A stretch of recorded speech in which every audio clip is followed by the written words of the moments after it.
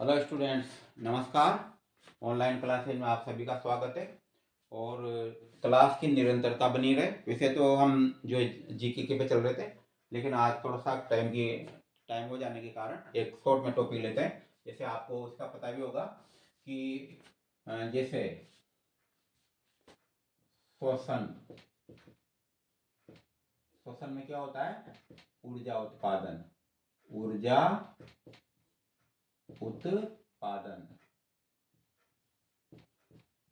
उत्पादन होता है।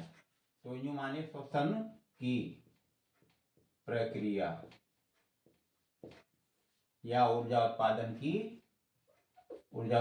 की प्रक्रिया करने का अर्थ है कि तो इसके दो प्रमुख चरण होते हैं। इसकी श्वसन की प्रक्रिया में देखिए, आपको याद है जैसे C6 H12O6 प्लस O2, ये जो है ना ऑक्सीजन है, जिसका क्या करेगी? ग्लूकोज का ऑक्सीकरण करेगी, जिसके फलस्वरूप यहाँ बनेगा CO2 प्लस H2O और प्लस 686 किलो जूल या किलो कैलोरी ऊर्जा।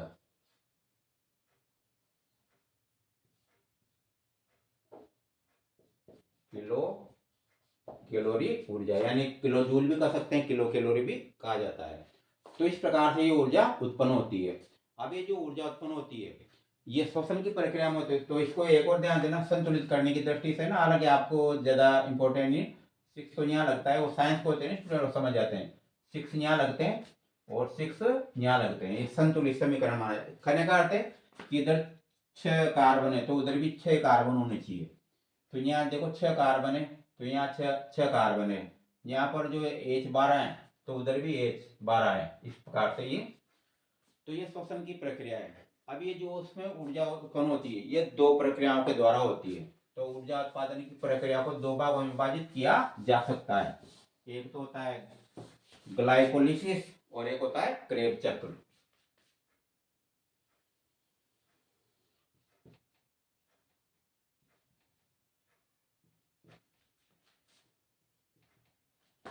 देखिए, तो एक तो ग्लाइकोलिसिस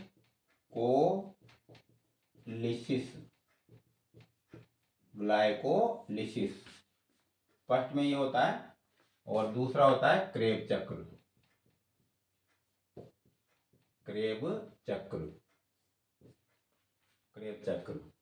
तो ग्लाइकोलिसिस की जो प्रक्रिया है, अच्छा, ये कहाँ पर होती है? दोनों कोशिकाओं में होती है।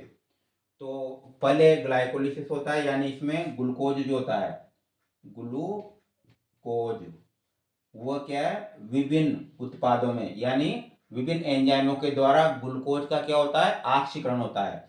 और इसमें अंतिम जो उत्पाद बनता है, लगभग ये मानो 9 के लगभग इसमें बीच बीच में और उत्पाद बनते हैं, लेकिन अंतिम उत्पाद बनता है पायरुविक एसिड बनता है इसमें। ये पायरुविक एसिड बनता है। तो इस प्रकार से ये चलता है, इसमें सीधा ऊपर से लेकर नीचे तक, जबकि क्रेब चक्र ये चक्र के रूप में चलता है। अब इसमें समझेंगे, पहले यहां तक बता देते हैं तो याद रहेगा। इसमें ग्लूकोज का जो है ऑक्सीकरण, पहले इसमें चलते हैं। ग्लाइकोलिसिस को जो है ईएमपी पथ भी कहते हैं, ईएमपी पद भी कहा जाता है। क्यों? क्योंकि इसकी खोज किसने की थी? देखिए, ई का मतलब होता है एमडेन।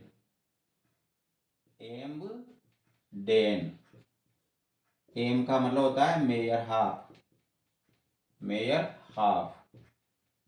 और तीसरा पी का मतलब पारनास। ये तो इन तीनों वैज्ञानिकों ने खोज की थी ग्लाइकोलिसिस की प्रक्रिया की, इसलिए इसको क्या कहा जाता है? ईएमपी। इनके नाम के पहले अक्षर है ना ईएमपी, यानी एमडेन, मेरहाफ और पारनास के आधार पर इसको ईएमपी पद कहा जाता है। और इसकी जो खोज है वह हेंस क्रेब ने की थी, इसलिए इसको किस नाम से जानते हैं? क्रेब चक्र के नाम से जानते हैं। ये तो लगभग मतलब ऊपर से नीचे की तरफ पथों में जाता है, जबकि गोलाकार चक्र के रूप में चलता है, इसलिए इसका चक्र कहा जाता है। तो एंस क्रेव ने इसकी खोज की थी। इसका एक और नाम है, इसको जो है सिट्रिक एसिड चक्र भी कहते हैं। सिट्रिक एसिड चक्र भी कहा जाता है। क्यों कहा जाता है? क्योंकि इसमें जो प्रारंभ होता है इसका, जैसे यहाँ से जो वो आएगा पायरुविक एसिड, तो पायरुविक एसिड जो है एसिटाइल को एंजाइम बदलेगा, और फिर लास्ट में जो ये बचता है जैसे साइट्रिक एसिड, तो साइट्रिक एसिड से प्रारंभ होता है ये, इसलिए साइट्रिक एसिड चक्र भी इसको कहा जाता है। इसको ट्राइकार्बोक्सिलिक एसिड भी कहते हैं, यानी टीसीए चक्र, याद रखना, टीसीए चक्र। टीसीए चक्र का मतलब ट्राई कार्बोक्सिलिक एसिड, तो इसको टीसीए चक्र भी कहा जाता है ये। तो इसके दो तीन नाम है, क्रेब चक्र, हेंस, ये तो हेंस क्रेब ने खोज की थी। तो पहला साइट्रिक एसिड चक्र, यानी यहाँ से प्रारंभ होता है ये, और टीसीए का मतलब ये जो साइट्रिक एसिड है ये ट्राई कार्बोक्सिलिक एसिड है, इसलिए इसको टीसीए चक्र भी कहा जाता है। और इस प्रकार से इसमें इसका नाम पता लगी गया। अब आगे बढ़ते हैं।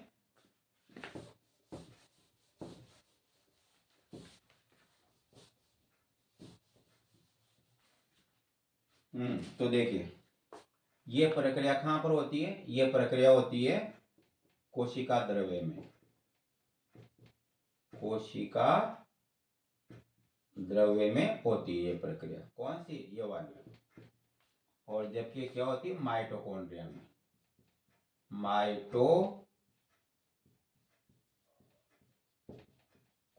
में, यानी माइटोकॉन्ड्रिया की झिल्लियों में होती है ये प्रक्रिया। और इसमें आगे बढ़ते हैं। इसमें प्रारंभ कहां से होता है? ग्लूकोज के ऑक्सीकरण से। जैसे देखिए ग्लूकोज ये विभिन्न उत्पादों में बदलता हुआ लास्ट में कहां बदल जाएगा? Pyruvic acid. पायरुविक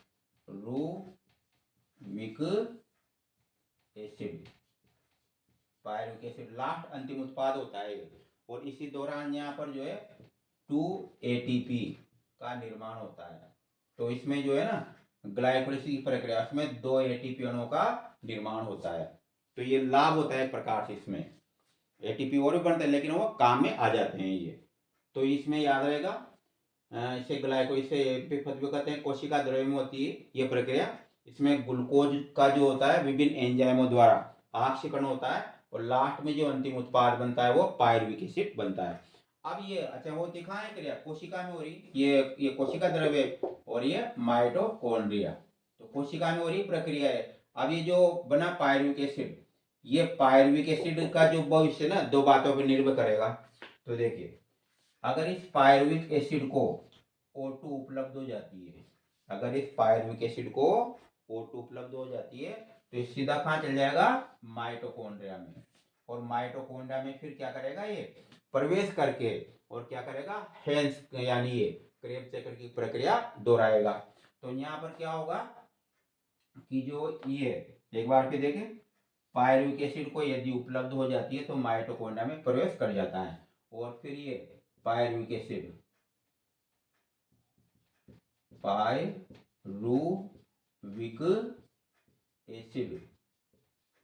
एसिड और प्लस यहाँ इसमें बनता है acetyl co enzyme A, acetyl co enzyme ये दोनों मिलकर के ये, और यहाँ से जो प्रारंभ होगा ये चक्र, तो सिट्रिक एसिड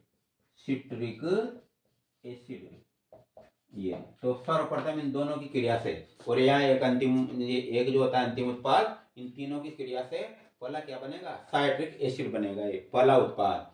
तो इसलिए इसे क्या कहते हैं? साइट्रिक एसिड चक्र भी कहते हैं। और विभिन्न उत्पादों को ये बनाता हुआ लास्ट में अंतिम उत्पाद बन के खाए बदल जाएगा, ये पायरुविक एसिड में बदल जाएगा। ये पायरुविक एसिड जो है यहाँ पर देखें तो ये यहाँ पर पायरुविक एसिड तो ऊपर था, तो यहाँ पर ये एसिटाइल जो कोएंजाइम है ना उससे जाकर के मिल जाएगा, तो वापस ये प्रक्रिया फिर शुरू हो जाएगी। तो ऐसे गोलाकार इसमें भी कम से कम 10 उत्पाद बनते हैं, यानी अम्ल बनते हैं उत्पाद ये। तो इस प्रकार से चक्रीय रूप से चलती है। तो इसमें कुल 36 एटीपी अणु प्राप्त होते हैं। एटीपी कितने?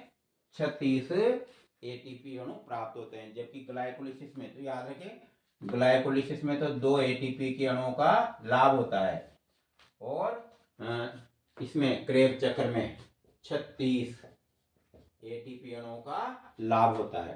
तो इस प्रकार से दो टोटल जो श्वसन की प्रक्रिया ऊर्जा उत्पादन की, इसमें 38 एटीपी अणु बनते हैं। जब भी तो कहा जाता है ना, कहीं आपने स्टडी भी की होगी, कुछ श्वसन की प्रक्रिया में कुल कितने अणु एटीपी के बनते हैं, तो 38 एटीपी के अणु बनते हैं।